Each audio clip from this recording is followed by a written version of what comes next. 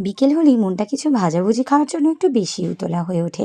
আর ফ্রিজে সেদিন ছিল কিছুটা বোনলেস চিকেন, সেটাকে একটু ব্লেন্ড করে নিয়ে তার মধ্যে দেড়খানা সেদ্ধ করে রাখা আলু, পেঁয়াজ কুচি, ধনেপাতা কুচি, গ্রেট করে নিয়ে আদা, রসুন, কাঁচা লঙ্কা কুচি, সামান্য একটু হলুদ গুঁড়ো, ধনে গুঁড়ো, জিরের গুঁড়ো, গরম মশলার গুঁড়ো, কাশ্মীরি লঙ্কার গুঁড়ো আর দিয়েছি গোলমরিচ গুঁড়ো আর পরিমাণ মতো লবণ দিয়ে ভালোভাবে মাখিয়ে নিয়ে এটাকে 15 থেকে 20 মিনিটের জন্য রেস্টে রেখেছিলাম। হাতে একটু তেল মাখিয়ে নিয়ে কাটলেটগুলোকে তৈরি করে নিয়েছিলাম। কাটলেটগুলোকে আমি ডায়মন্ড শেপ দিয়েছিলাম। এরপর দুটো ডিম নিয়ে নিয়েছিলাম, তার মধ্যে একটু গোলমরিচের গুঁড়ো আর পরিমাণ মতো নুন দিয়ে প্রত্যেকটা কাটলেটকে বিস্কুটের গুঁড়োর সাথে ডাবল কোটিং করে নিয়েছিলাম। এরপরে করার পরে আবারও শেপটাকে একটু সুন্দরভাবে তৈরি করে নিয়েছিলাম। তারপরে তেল গরম করতে দিয়েছি।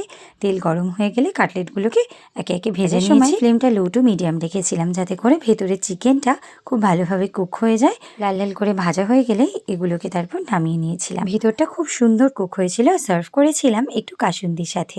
অনেকেই আবার টমেটো সসটা ভালোবাসেন, আমার আবার একটু কাসুন্দি দিয়ে বেশি ভালো লাগে।